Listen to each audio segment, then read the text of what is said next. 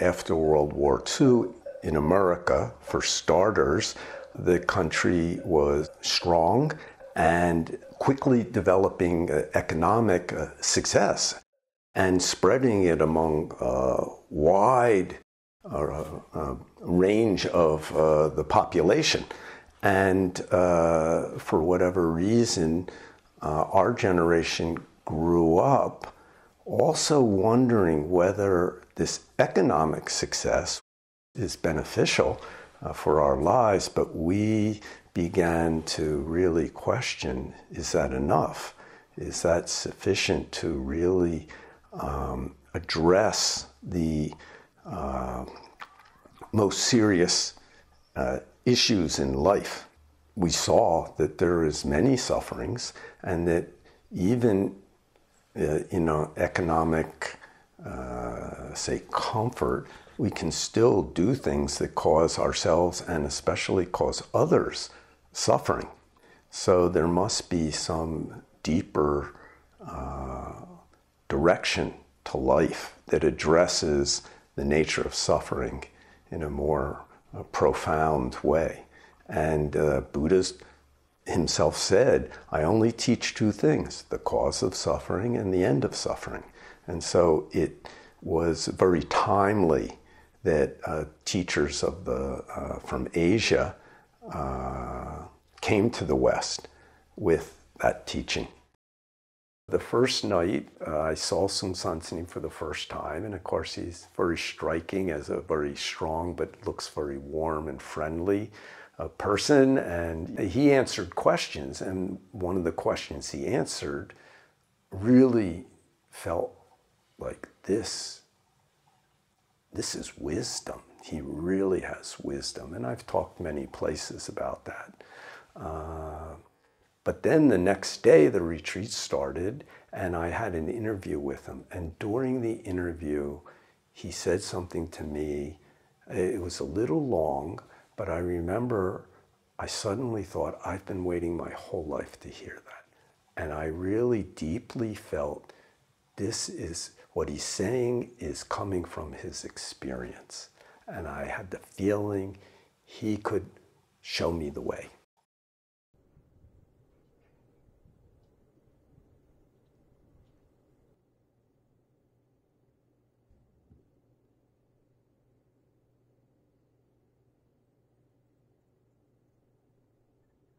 What am I? Don't know. Yeah, I think don't know is the heart of our teaching. His favorite teaching phrase was only go straight, don't know. When you have I know, you have stopped learning. And many times you don't even see what's right in front of you because you're holding on to this idea of what you know. And that has a huge effect on our relationship with others and with the world and with ourselves. So the real heart of Buddhist teaching is looking into what we say, I. What is that? What do I mean by that? What is that? And Musangsa went all around the world, always asking people, what are you? What are you? And he would often counter with other questions until finally they might say they don't know. And then he'd say, correct. Only go straight, don't know. He used this phrase, just do it, but we have to really get a subtle sense of what that actually means. How do we actually do that? And actually, he used that phrase, I think, before Nike did. And I often wondered if somebody went to a Dharma, some advertising guy was in a Dharma talk in New York and sort of picked that up and thought, hey, that's cool. But that's very important. We asked Sansini once, maybe some young guy sees a woman with a handbag and he grabs it and runs. He just does it. And I remember Dae Sansini said, no, that's not just do it. This man already has an idea, opposite idea. I want that. Just do it has no opposites. It's like the wind blows, the tree moves. It's being in complete harmony with the situation. And you can't do that thinking about it. You can aim yourself towards it, but you need to practice. If you have a big question and you do things together with others, you can get wisdom. Questions very important. You have to have a question in your mind, like, what is this? What am I? What is going on? And by bumping into others, if you have this questioning mind, you get wisdom. Wisdom is very important. Wisdom means the ability to actually connect with things harmoniously and function in a way that is beneficial. And the teaching is our true nature automatically does that. So it's if we stop holding many ideas, I am this, I am that, I want this, I want that, I think this is good, this is bad. These are our opinions. If we let go of those opinions, then our body and mind naturally will function like a mirror. And then this moment becomes very clear. Sky's blue, tree's green, dog goes woof woof, sugar sweet. Then one more step is, how do you use this clear moment's truth to live a correct life? How do you live in such a way that's beneficial for you and others? And that the name is wisdom. It's not something you carry around in your brain like things you learn at school. It's this ability and this direction that we can develop through inquiring and through meditation.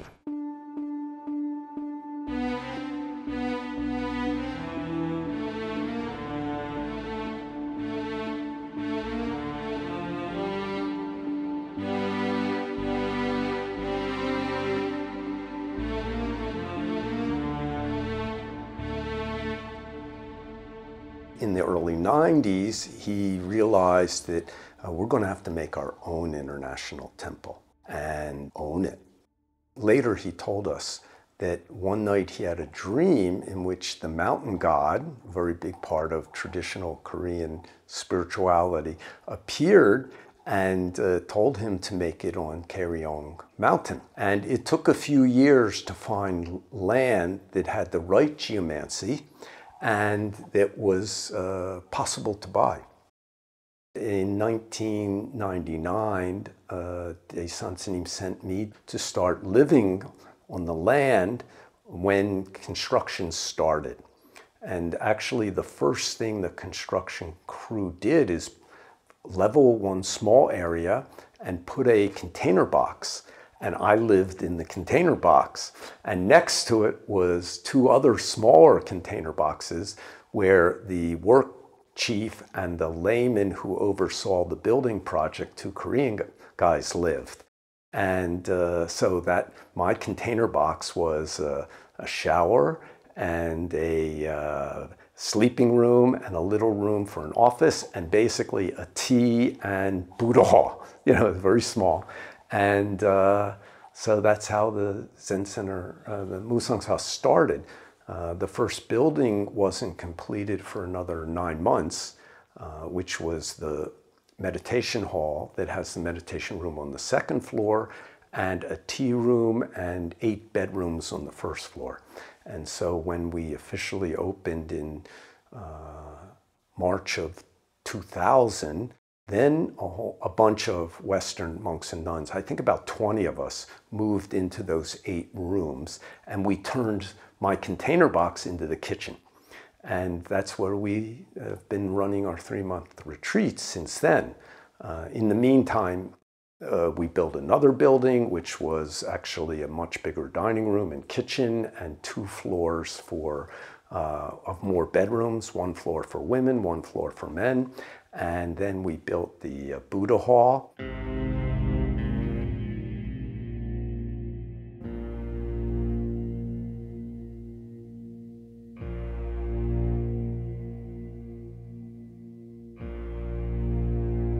And also the Mountain God Hall, which is very traditional at Korean temples.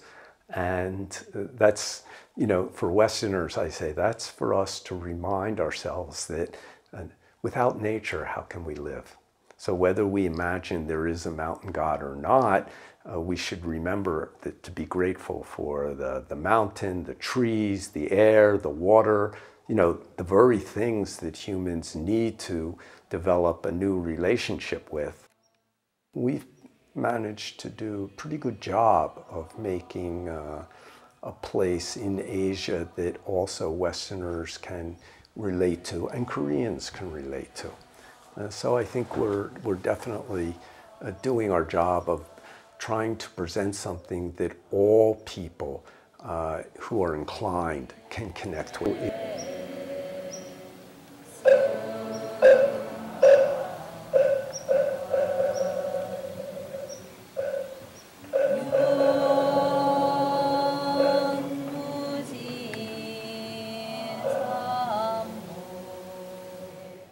Our voice habit's Korean, and we have Korean monks who were Sungsan Snim students who live there, but most of them spend time in the West, and they understand our Sungsan Snim and Quantum School teaching. But we're the only center, I think, in Korea that's actually at least run by Western people.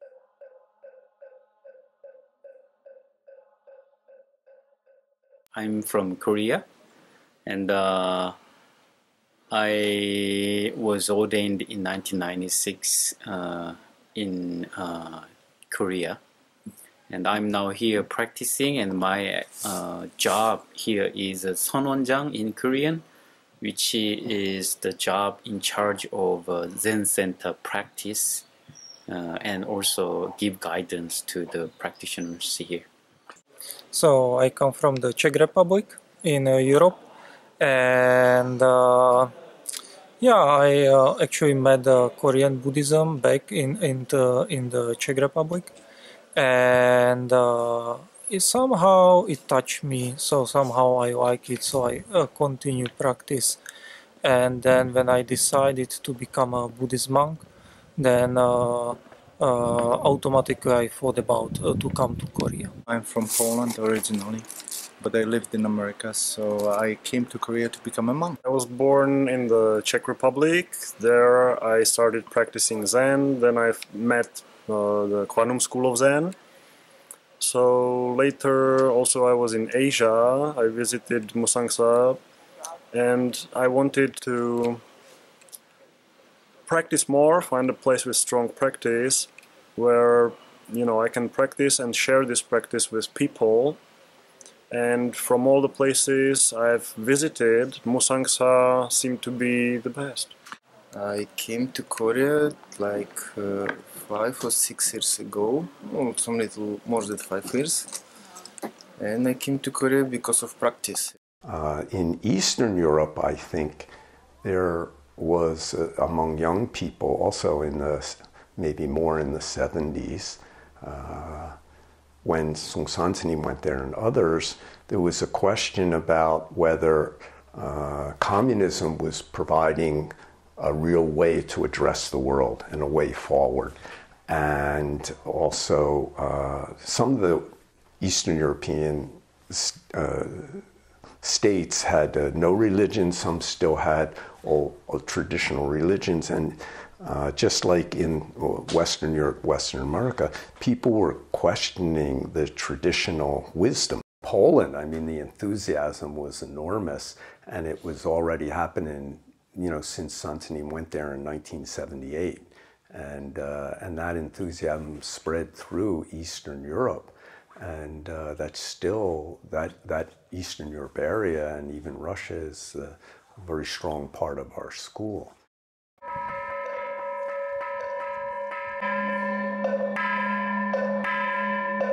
Inside Korea, I have not heard there is some Korean temple where a lot of foreign monastics are practicing together. It stems from Zen Master Sungsan traveling all over the world and teaching all over the world. I met him in Poland, so there's a lot of Polish monks. But there's also monks from, Zen Master Sungsan went to many countries in Europe, in America, so people here are from all different countries.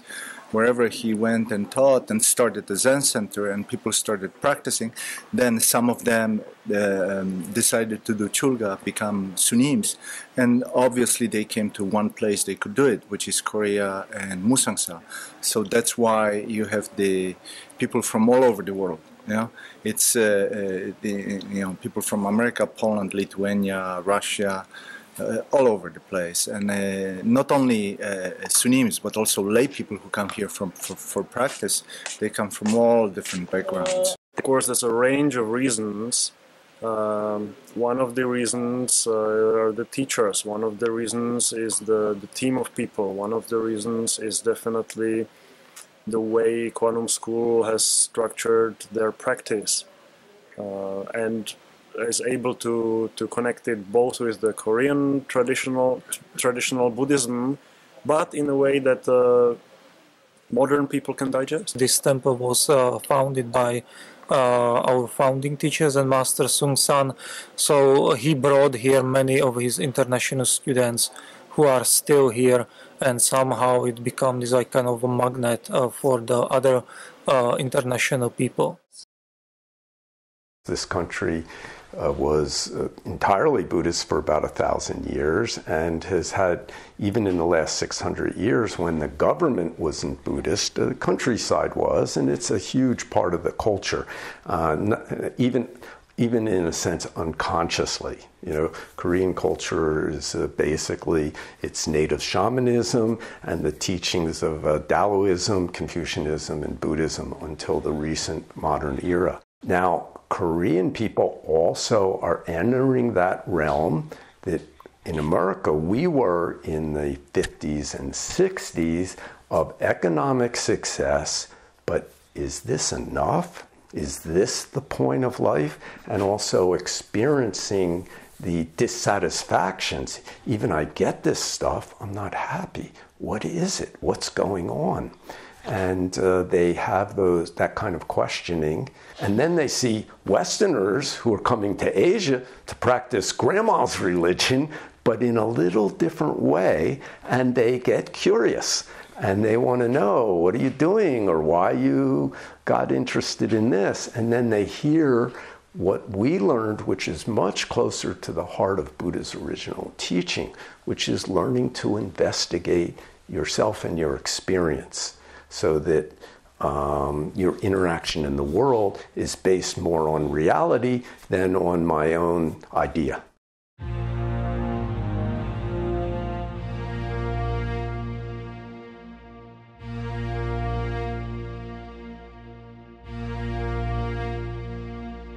Well, it's interesting how it came about, our relationship with KAIST, which is the premier science and technology school, university and graduate school, and numerous research institutes come out of there in Korea.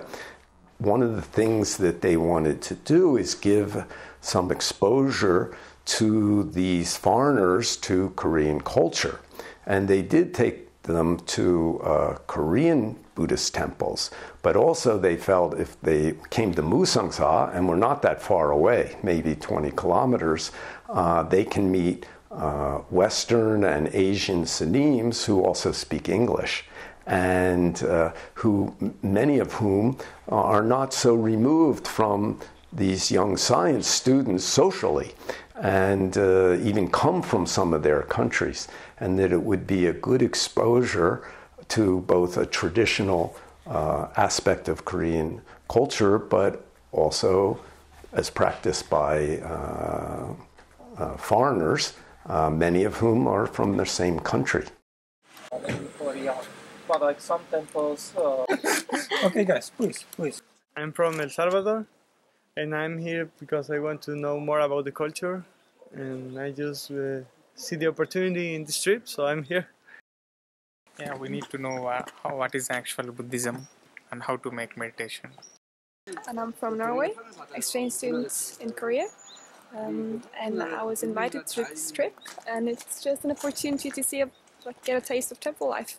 My name is Lin Mei and I come from China, Beijing. And today I'm just because even in China I didn't went to any temples before, so I just have this opportunity to experience a little bit the temple life and the temple food.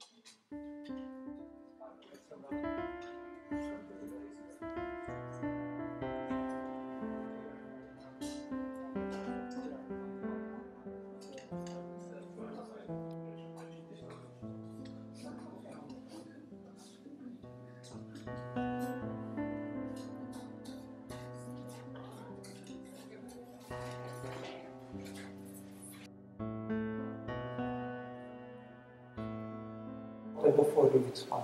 Yeah, okay. Also, if you want more cushions, it's possible. In the corner we have many. Okay. So the most important, just sit comfortable. The straight back, and we keep hands like this. And during the meditation, we keep eyes open. If you close it, it's kind of easy to fall asleep or have some imagination. What will you do tomorrow? So the best is just keep the eyes open and we just look on the floor, 1 meter in front of you, or also it's possible just look straight forward from you. Musangsa used to say, if you practice Zen, then if you're Christian, 100% correct Christian. If you're Jewish or Muslim or Hindu, you can do it 100% because you're getting at the root of what is a human being and understanding that very wide. And what's our job? Help others. And then we can actually live well together. And take care of others, take care of the planet, take care of everything. It's really a human choice.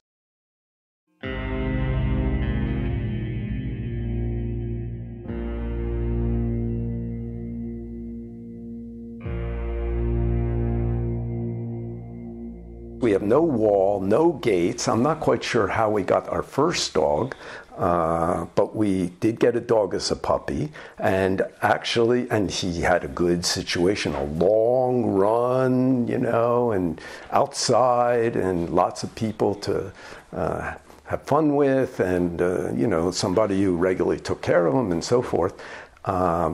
And he became actually a great guard dog. Second dog that we have, Maya, actually was a dog that had been abandoned in the mountains, and she showed up here by herself when she was about 4 months, we think, and she had been mistreated, and we just started to feed her and let her hang around, and she seemed to like it.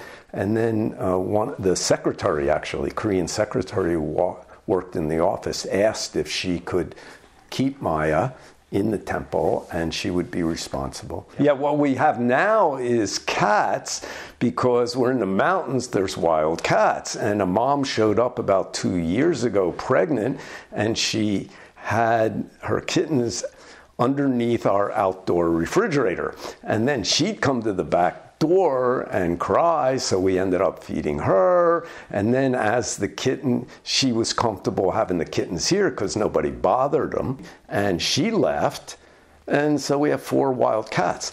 We did catch them and get them fixed so they don't make any more, and they live here. One left and went down to the church below us, so we say that cat converted.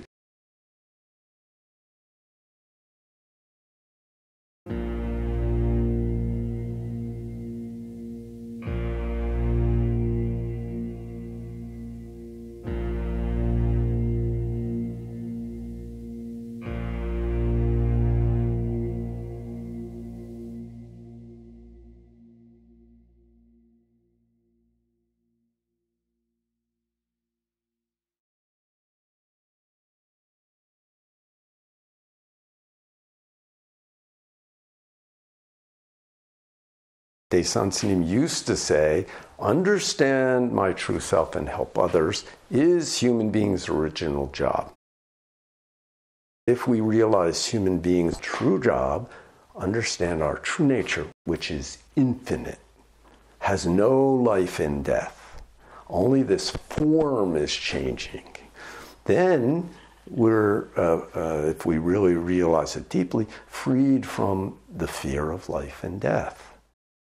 Experiencing that, seeing that clearly in a very deep, before thinking way, naturally leads to compassion. But if we learn to put down our opinions and realize the enormity, the endlessness of our true nature, then we'll just see things, we'll reflect things as they are.